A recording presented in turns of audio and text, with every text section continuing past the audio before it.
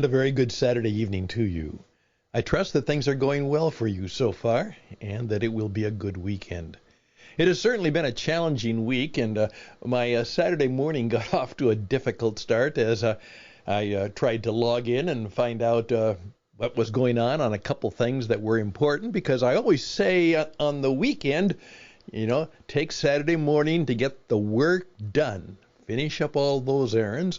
Then around noon, of course, start your reflection time, your super rest day.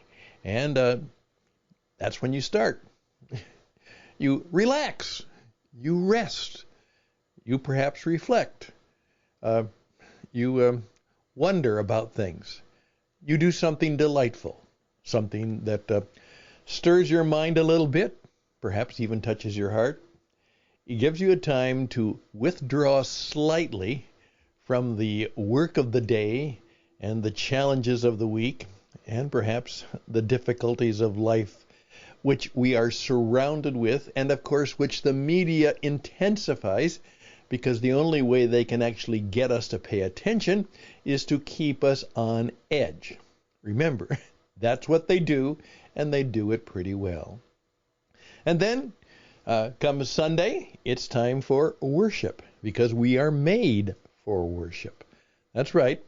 I will always tell people, particularly when I coach them, okay, what is one of the most important things in life to you? What do you worship? What is the most significant thing in your life? Before I can figure out how to deal with even how you do your day, I need to figure out, or help you figure out, how you want to do your life. So that's part of why we have a weekend. It is. And I'm going to get the patio cleaned up and fixed. And then I'm going to read a book. I'm going to start reading a book by Paul Newman, a memoir which he didn't write. But I'm looking forward to it. And if you'll join me for just a few minutes, perhaps on this Saturday afternoon, flowing into the evening, maybe you'll find it helpful and useful too. I want the very best for you. I really do. I'm Stan Houston. The program is Interesting Ideas, hopefully from a few inspiring people, and something that will touch us in some way, even so that we perhaps smile and take some time out and rest for the weekend. That short program begins right now.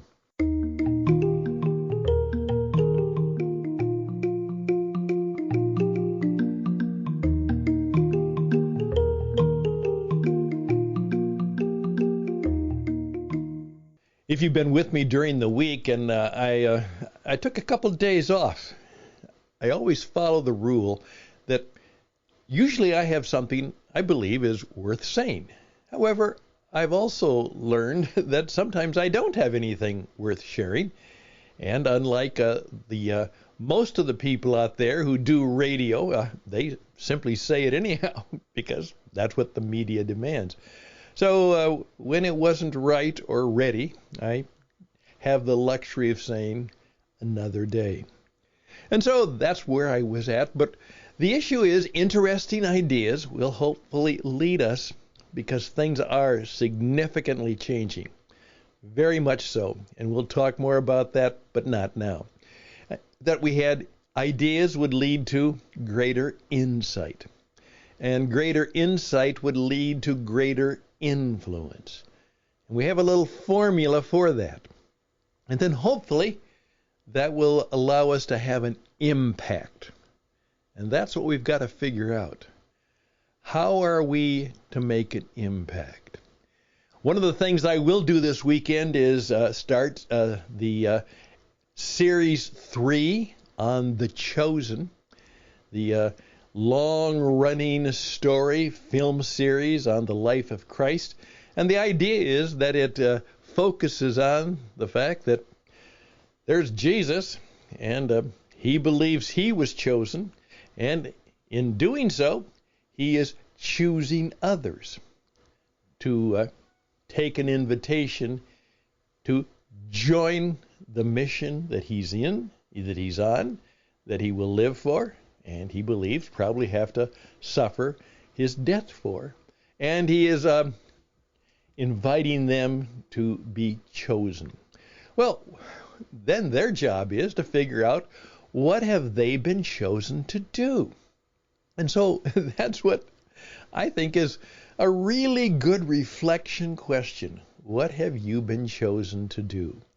Now, I went to the library, and we have a beautiful little library here, and even though the bookstores have gone and come, though I saw just down the road that perhaps Barnes & Noble is making a comeback in our little city of Cary here.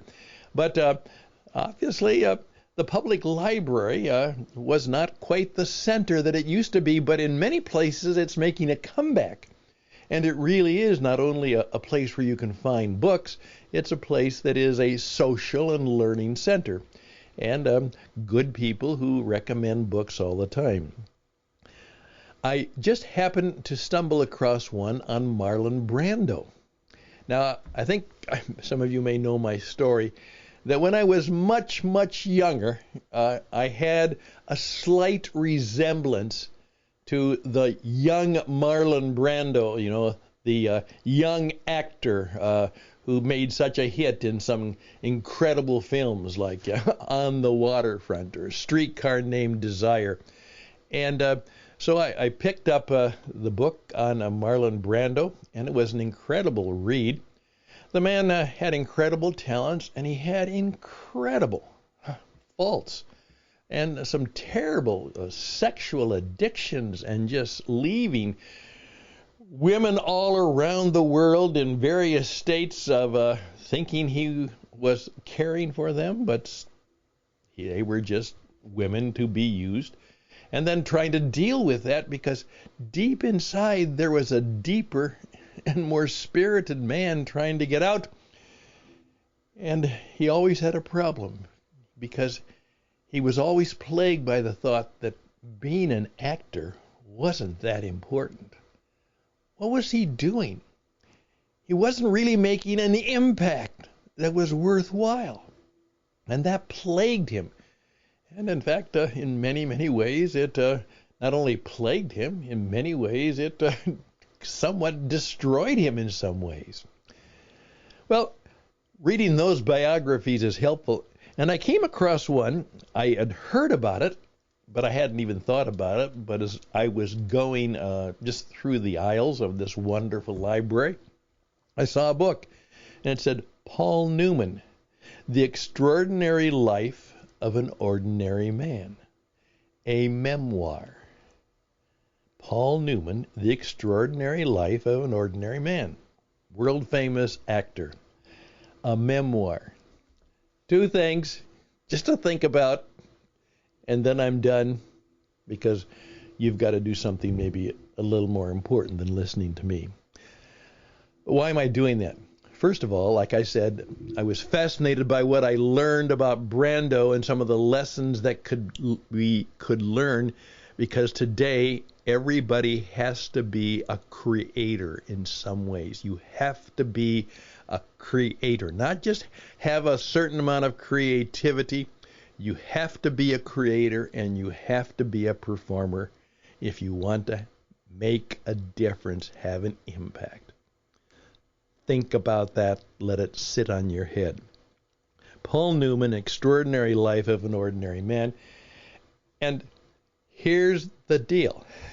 I'll find out that this man also dealt with self-doubts and wondering.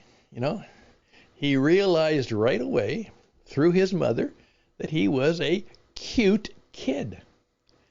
And he realized that's why she liked him. Not because he was her son, but because he was a cute kid. And he was a good-looking young man. And that was the deal he began to live with. Now here is why I found it fascinating. He didn't write the book. What happened was that he had always been taught that maybe he should do that. And so he found a friend, and they started to have a variety of recorded conversations, doing just exactly what I'm doing, standing in front of a microphone and talking with each other. And he talked and told and talked and told and storied. And all of these things were put on tape.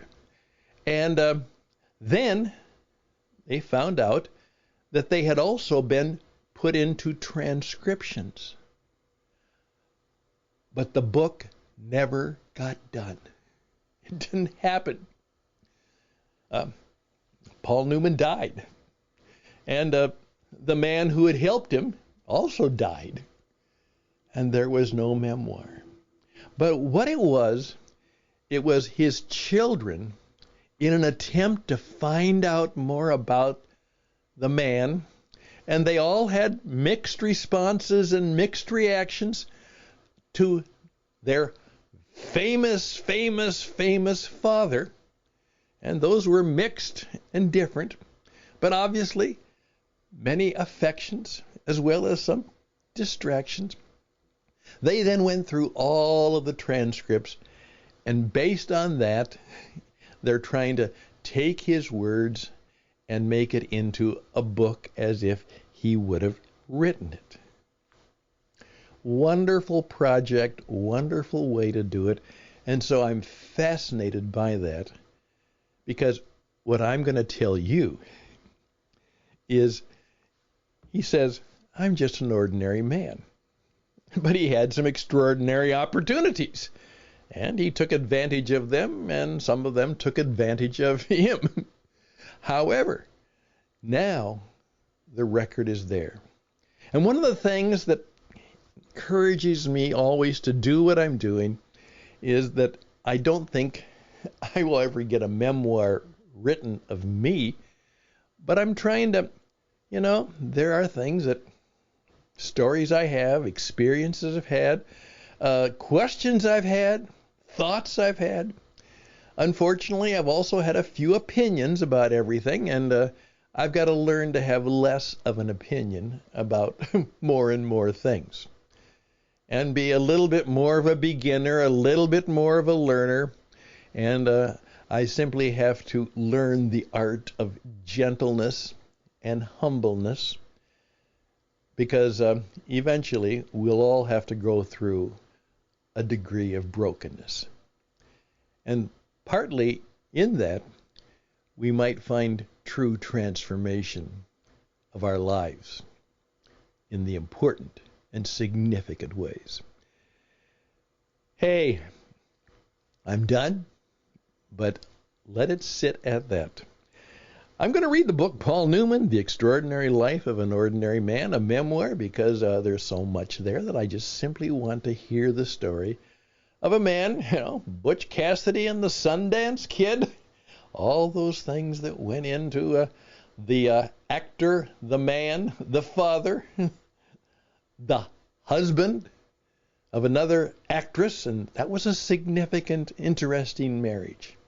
And so I'll learn something about him that perhaps I can put into my own life, and perhaps something that I can share with you. And it won't have to be political. It won't have to be economic. It won't have to be all of the things that stir up our heart, mind, and head in sometimes rather wrong emotions and anger and frustration, but simply something that we can learn about and perhaps learn how to be more grateful and graceful people. Grateful and graceful people. And that's one of the things I will try and be more of and do more of.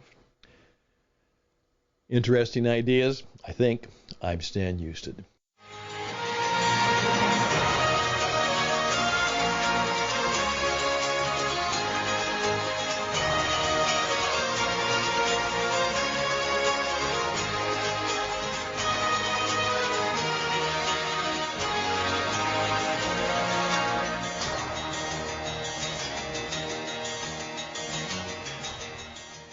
I'm back because I have to make a living.